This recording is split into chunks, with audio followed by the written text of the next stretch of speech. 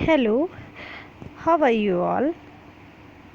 I hope from you are very well, happy and safe at your homes. Don't worry about your study because we are here to guide you and cooperate also you. Okay, if you have anyone problem, so ask. You can ask me. Okay.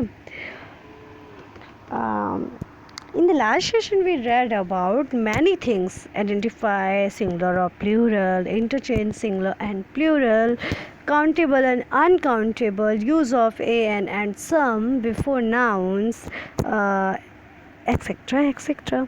Okay, of chapter number second. Okay, so today we are going to learn about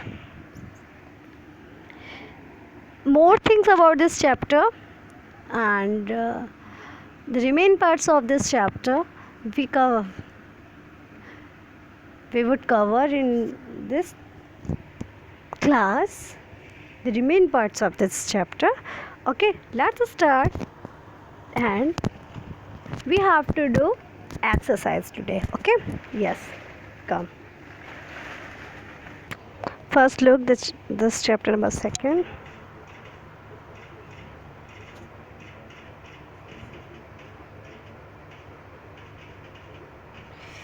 Okay, so look at here.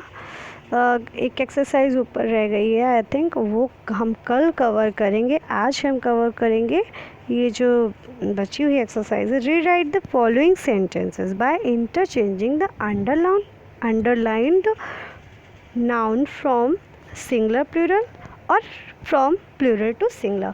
तो बेटा देखो ध्यान दो, ये जो sentences लिखे हैं ना मेरे बच्चों, इन सेंटेंसेस को आपको क्या करना है, फिर से लिखना है.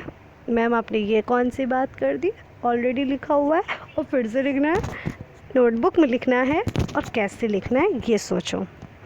इसमें बोल रहे हैं जो भी अंडरलाइन वर्ड हैं उन अंडरलाइन वर्ड को अगर वो आपका सिंगुलर है तो आप उन्हें प्लूरल में चेंज करोगे, और अगर ऑर्नामेंट जैसे जो आपका प्लूरल है उन्हें सिंगुलर में चेंज करोगे.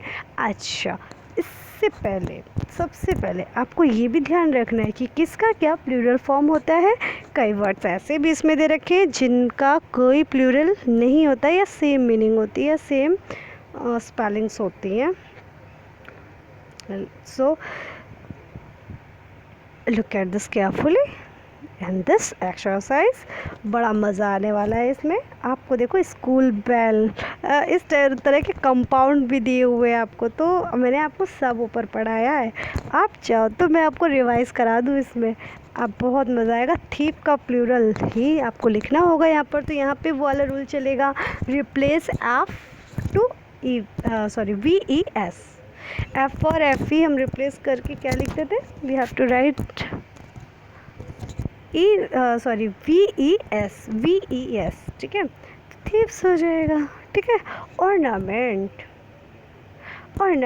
का आपको देखना पड़ेगा ये प्लूरल है या सिंगुलर. अब मैं नहीं बताने वाली इसका, अगर फिर भी कोई दिक्कत होती तो आप पूछोगे ज़रूर और आपको मैं बताऊंगी, लेकिन ग्रुप में.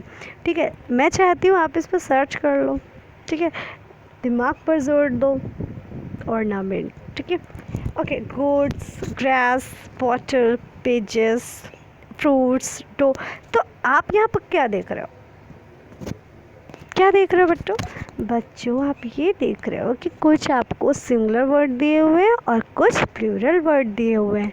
आपको रीराइट सेंटेंस करना है, फिर से लिखना है. रीराइट मीन्स फिर से लिखना है, लेकिन बिल्कुल चेंज करके. जो चीज़ प्लूरल है उसको सिंगुलर में लिखनी है और जो सिंगुलर है उसको प्लूरल में लिखनी है. तो इसके साथ साथ आपको एक चीज़ और ध्यान देनी पड़ेगी.